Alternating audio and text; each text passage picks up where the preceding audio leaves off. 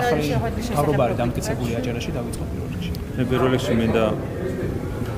პირველ რიგში მინდა მეულოცო აჯარის ავტონომიური რესპუბლიკის თავრობის ახალ თავმჯდომარეს დღეს ოფიციალურად დამტკიცება თანამდებობაზე. ასევე მინისტრებს მინდა მეულოცო, ეს არის ძალიან მნიშვნელოვანი დღე, გამომდინარე იქიდან, რომ დღევანდელი დღე მნიშვნელოვნად განსაზღვრავს იმას, თუ როგორ გაგრძელდება ამ ძალიან ძვირფასი მხარის განვითარება და დარწმუნებულია, რომ ბატონი სულხანი იქნება ძალიან წარმატებული მთავრობის თავმჯდომარის პოზიციაზე.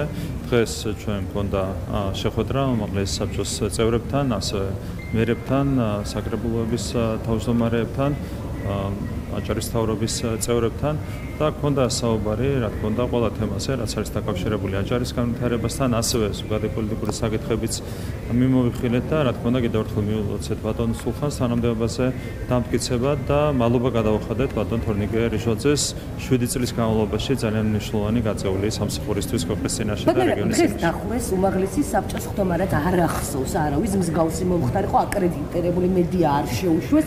რა სითქმა გინდათ ამით, რომ რატომ მოხდა დღეს ახალი კანდიდატი წარადგინეს და დამალეს. ვის ემალებით მედიის გეშინიათ თუ რატომ მოხდა დღეს ხდომ თქვენ რომ არ იყავით მე არ ვიყავი ჩართული ამ გადაწყვეტილების მიღებაში, ალბათ უმაღლესი საბჭოს წარმომადგენლები გააკეთებენ განმარტებას ვერაფრის კეთილ. და რატო გახდა აუცილებელი როგორ მიგაჩნიათ სწორად? მიგაჩნიათ რომ მედიისთვის არ მგონია აუცილებელი ყოფილიყო, ასე შეიძლებოდა, ისე შემიძლებოდა, თუმცა უმაღლესი საბჭო ვერ გაქცევდა პასუხს უმაღლეს საბჭო გაქცევდა. პოლიტიკურ თემებზე რომ გადავიდეთ, ბატონო ირაკლი უნდა კითხოს ფინანსური. ბატონი სულხანი ბოდიში, ბატონი სულხანი არის არა მხოლოდ პოლიციელი, არამედ ის იყო ქალაქის თბილისის პოლიციის ხელმძღვანელი. ეს არის ძალიან მაღალი თანამდებობა, რაც მოითხოვს განსაკუთრებულ უნარებს, მოითხოვს განსაკუთრებულ თვისებებს, მათ შორის მენეჯერულ უნარებს. შესაბამისად, მას აქვს დაგროვილი ძალიან დიდი გამოცდილება იმისათვის, რომ სათანადოდ წარმართოს მუშაობა აჯარის მთავრობაში. მისი გამოცდილება, პიროვნული თვისებები, მათ შორის მისი კეთილსინდისიერება, მისი პროფესიონალიზმი იყო ის ძირითადი კრიტერიუმი, რომელთა საფუძველზეც არჩევანი შეჭირდა სწორედ ბატონ სულხან თამასაშვილს. თორნიკე რიჟოძემ რა დაგიშავათ? თუ ირაკლი ღარიბაშვილის კადრებს ესე ერთმანეთის მიყოლებით იცილებთ, ლიუაშვილი ვნახეთ დანიშნეთ მეორე დღეს მოხსენით და ღარიბაშვილთან დაპირისპირება გრძელდება. ეს არის ერთგვარი სპეკულაციები, ჯერ ერთი როგორც მოგეხსენებათ, თორნიკე რიჟოძე თანამდებობას იკავებს უკვე 7 წლის განმავლობაში. თქვენ როცა ამბობთ, რომ ეს არის ირაკლი ღარიბაშვილის კადრი, ეს არის არასწორი, ის იყო ქართული ოცნების გუნდის კადრი და ეს არის დღემდე ქართული ოცნების გუნდის წევრი. შესაბამისად,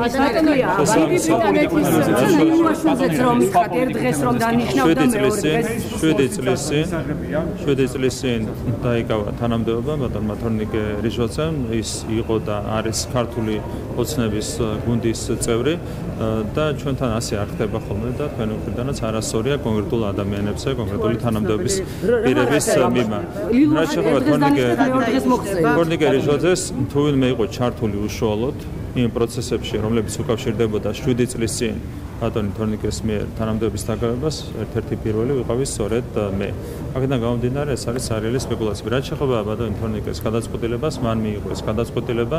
ალბათ უმჯობესია, რომ თავად გააკეთოს, თუ საჭიროდ ჩათვლის კომენტარი საკუთარ გადაწყვეტილებასთან დაკავშირებით. მე კიდევ ერთხელ მინდა მადლობა გადავუხადო თორნიკე რიჟოძეს იმისათვის, რომ ის 7 წლის განმავლობაში პროფესიონალიზმით და ღირსებით ემსახურებოდა აჭარას, მნიშვნელოვანეს მხარეს და მის განვითარებას.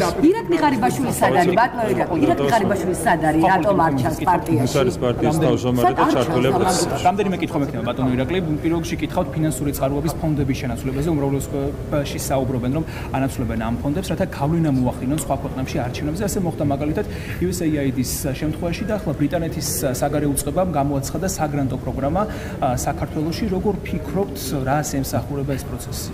Deep State-მა თქვენ ნახეთ, რომ უკრაინაში ომის გახანგრძლივება დაავალა ევროპულ სტრუქტურებს, მანამდე ამერიკული სტრუქტურებიც იყო ჩართული ამ პროცესში. ეხლა თავიდან ბოლომდე ექსკლუზიურად Deep State-მა დაავალა ევროპულ სტრუქტურებს უკრაინაში ომის გახანგრძლივება.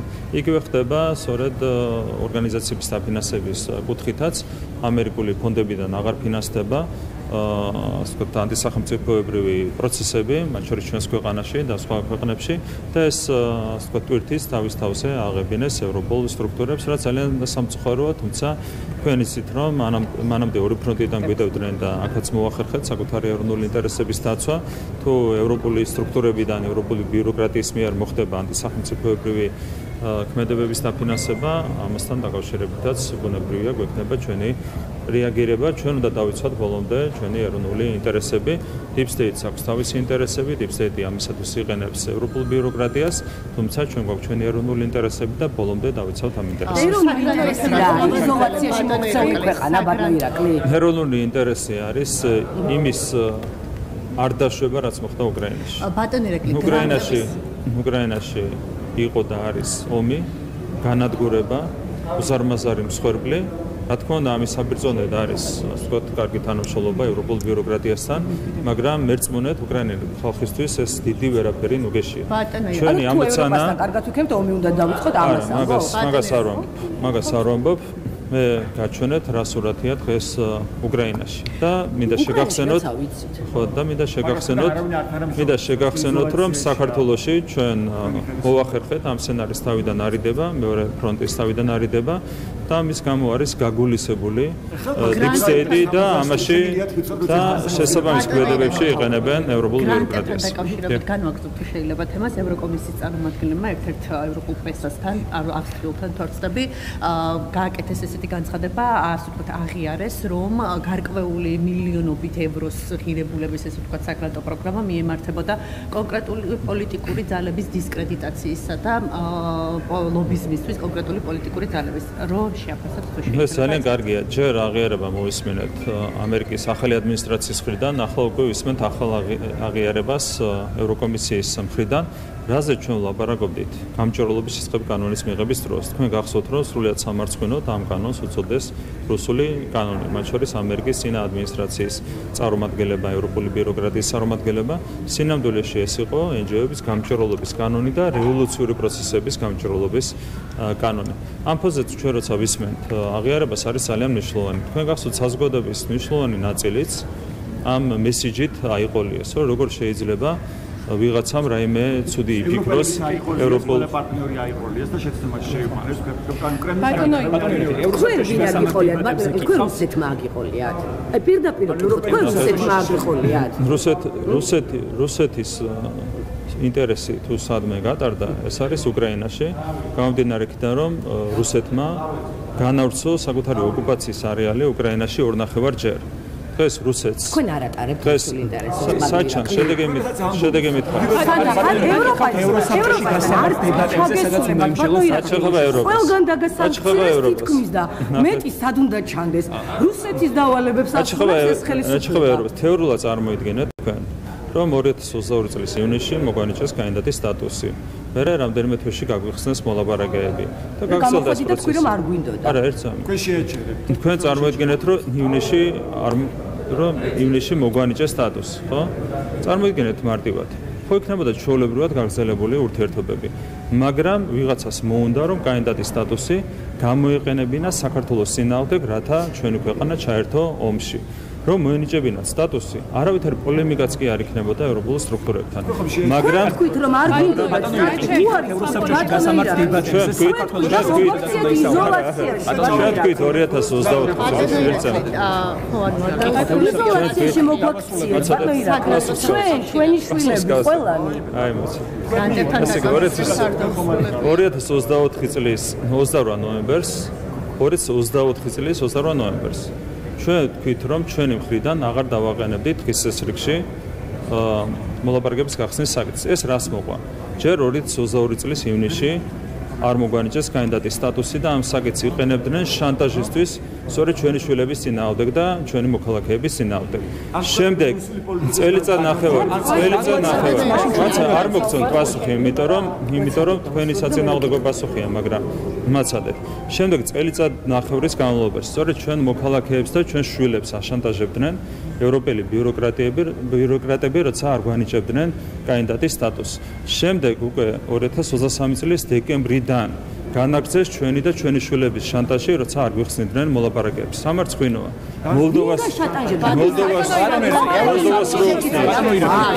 მოლდოვას რო ხსნით. ხანია ჭორაობას ვისმათ. იქნებ კონკრეტულად. საქართველოს შესახებ ფაქტები გეტყვით. თქვენ არ ვიცით. ევროპული ბიუროკრატია. კონკრეტულად. თქვენ ხუცით ევროპული ბიუროკრატია. გლობალური ომის პარტია გიქვით. დებატებზე როგორ ევროპული ბიუროკრატია. კონკრეტულად ვინ ბიუროკრატია? ბახტეს ვინ აშანტაჟებს? აი ევროპული ბიუროკრატია იღებს გადაწყვეტილებებს. ვინ სახელი ვარ მაგად. დაგუგლეთ და ვიკიპედიაშიც მეუბნებით. დებატებზე რომელიც უნდა ვინ აშანტაჟებს? დაიჭერეთ ჩვენ და ჩვენ შვილებს. ჩვენ და ჩვენ შვილებს აშანტაჟებდა ევროპული ბიუროკრატია, როცა 2022 წლის ივნისში არ მოგვანიჭეს სტატუსი, მე წელიწად ნახევარი არ მოგვანიჭეს სტატუსი და შემდეგ არ გაგვიხსნეს მოლაპარაკებები. ეს მიცეს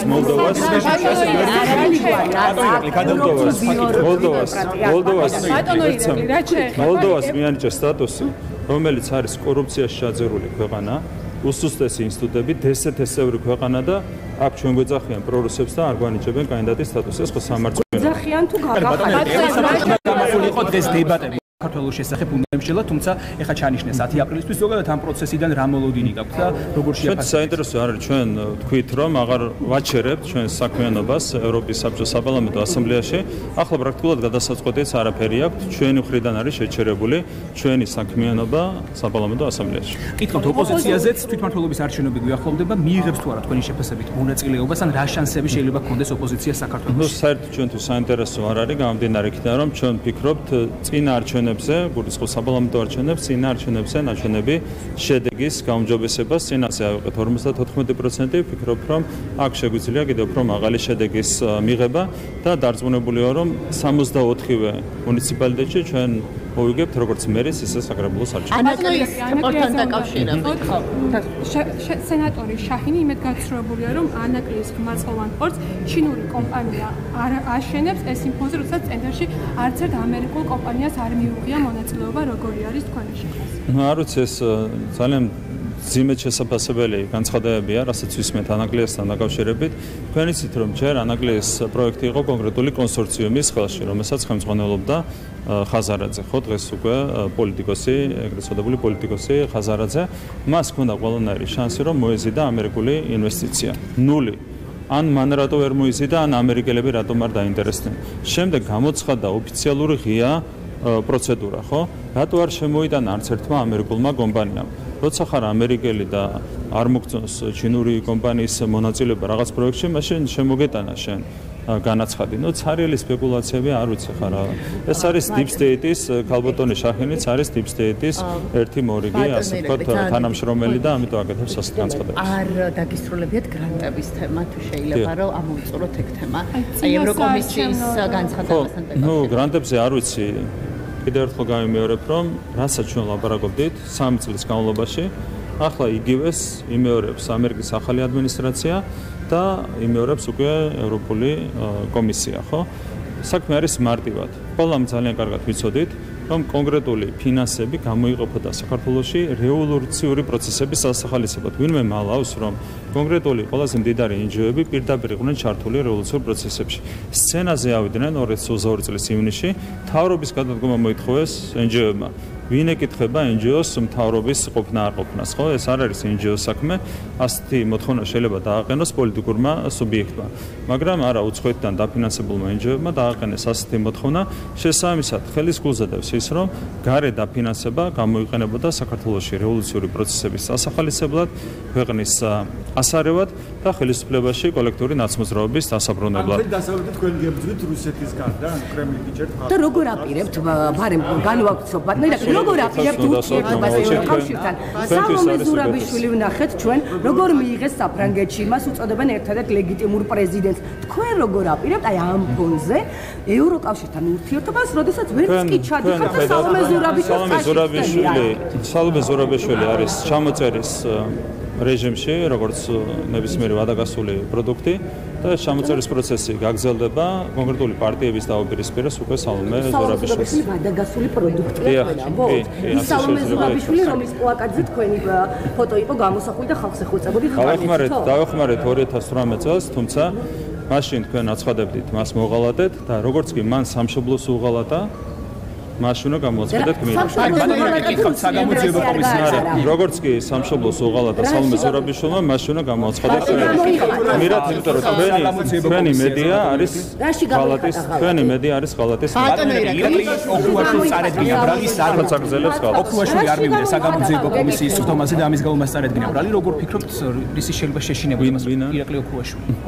ანუ ოქრუაშვილსაც არაფერი აქვს სათქმელი, ისევე როგორც სხვა ადამიანებს, რომლებიც განასახიერებენ წინა რეჟიმს, შესაბამისად ბუნებრივია, რომ მათ ეშინიათ საგამოძიებო კომისიის სხდომებზე დასრება. აბსოლუტურად ლოგიკურია. უამრავი დანაშაული აქვს ამ ადამიანებს ჩადენილი, შესაბამისად ეშინიათ გამოცხადება იმ პროცესზე, სადაც მოხდება მათი მხილება. ეხლა ნარკორეალიზატორებთან ბრძოლის პოლიტიკაზეც კითხავთ, ვიცით რომ კანონპროექტიც გადის მესამე მოსვენით, დღეს კიდევ დააკავეს ნარკორეალიზატორები, კიდევ ერთხელ რომ ვთქვათ, როგორი პოზიცია აქვს ზოგადად სახელმწიფოს. კი, რა თქმა უნდა, თვითონ პრაქტიკაში კანონის რეალიზება არის კიდევ უფრო მეტად მნიშვნელოვანი, ვიდრე კანონის გამკაცრება. ჩვენ გავამკაცრეთ კანონმდებლობა ამ სფეროში და მნიშვნელოვანია, რომ ფეხ ამას გაყვეს შინაგან საქმეთა სამინისტროს კიდევ უფრო მეტად გააქტიურება. არის ერთ-ერთი უმთავრესი გამოწვევა, რასაც ჩვენი ქვეყანა უნდა ებრძოდეს და შესაბამისად მაქსიმალური ყურადღება იქნება მომავალშიც მიმართული იქითკენ, რომ ჩვენ დავამარცხოთ ეს ძალიან მნიშვნელოვანი სცენი, ეს არის საზოგადოებისთვის ძალიან მნიშვნელოვანი. ძალიან დიდში ევროსაბჭოს ხდომა, რომელზეც აი კითხვაც დაისვა თქვენ უპასუხეთ, დღეს იყო დაგეგმილი და გადაიდო და თქვენთვის რომ შეახასოთ ესეც. ხო, არ ვიცი, შეიძლება თვითონაც არ არიან ჩამოყალიბებული, არაფერს ეგეთ ერთხელ გაემერებ ეს ხდომა, რას ეწყუნება საერთოდ ვერ გავიგეთ, ჩვენ თვითონ შეჩერებული გვაქვს ჩვენი საქმიანობა ასამბლეაში და ჩვენ რაც შეჩერებული გვაქვს ის როგორ უნდა განიხილოთ. ნუ აბსურდში არის ევროპული ბიუროკრატია შესული ამ შემთხვევაშიც. თქვენ ახსენეთ, რომ გუნდის წევრად რჩება თორნიკე რიჯვაძე, ხომ არ არის უკვე ცნობილი საქმეშივარ თუნდაც. ჯერ ვერ გეტყვით, გვექნება თვითონ თორნიკესთან კონსულტაციები და ამის შემდეგ შეგვიძლია გითხრათ, როგორ გაგრძელდება ეს პროცესი. ბატონო, თამაზაშვილი როგორ აიღებს ხელფას? საინტერესოა ეს არის საქმე. ძალიან კარგად აიღებს ხელფას. აი გაჩვენეთ. არაჩვეულებრივად აიღებს ხელფას, როგორც აქამდე იღებდა. როგორც არა, ოფიციალურად იღებდა აქამდეც და ოფიციალურად აიღებს მომავალშიც. როგორც ქალაქის პოლიციის უფროსი, ის იღებდა ოფიციალურად ხელფას, როგორც აჯარის მთავრობის თავმჯდომარეც ოფიციალურად მიიღებს ხელფას. თქვენ თქვით რომ სალომე ზურაბიშვილმა ბატონო ირაკლი, თქვენ თქვით რომ თქვენი სანქციები არ მუშაობს, ეს შემიძლია გითხრათ. ბატონო, თქვენ თქვით რომ სალომე ზურაბიშვილმა უღალატა ქვეყანას, თუმცა კონკრეტულად არ მითხარით რას გულისხმობთ ღალატში. მე მაქვს ესეთი შეკითხვა, როგორც ჟურნალისტი, როგორც ამ ქვეყნის ვიტყოდი რომ სამშობლოს უღალატა, თუმცა მას სამშობლო არ აქვს, ამიტომ ამბობ რომ ქვეყანას უღალატა. თქვენ გაქვთ სამშობლო? რა თქმა უნდა, საქართველო არის ჩემი სამშობლო. საქართველო თუ აი ამიტომ უნდა კითხოთ, როგორც ამ ქვეყნის მოქალაქემ, როგორც ჟურნალისტმა, თქვენ არ უღალატეთ ამ ქვეყანას და ამ ქვეყნის მოსახლეობის უმრავლესობას, მათ შორის ქართული ოცნების ამომრჩევლებს, რომლებსაც ევროკავშირისკენ სწრაფვა ღია და აქ დაფიქსირებული კონსტიტუციაშიც მე ვარ ჯაბა დავესრულებ, თუმცა თქვენ გამოხვედით და პირდაპირ თქვით რომ არ გვინდა, ამის შემდეგ მოხდა ის იზოლაცია, რაც მოხდა და მიდიხართ პირდაპირ რუსეთში, მიგყავართ, რაც ჩვენ არ გვინდა. აფასებ თქვენ ექსპრესიულობას, ახლა რა ჩახა პასუხს. პასუხი არის შემდეგი, მე ვარ ძალიან პირნათელი ჩემი მოქალაქეების წინაშე, იმიტომ რომ ჩემი აგური მაქვს ადებული საქმეში, რასაც ქვია საქართველოში უკრაინული სცენარის თავიდან არიდება.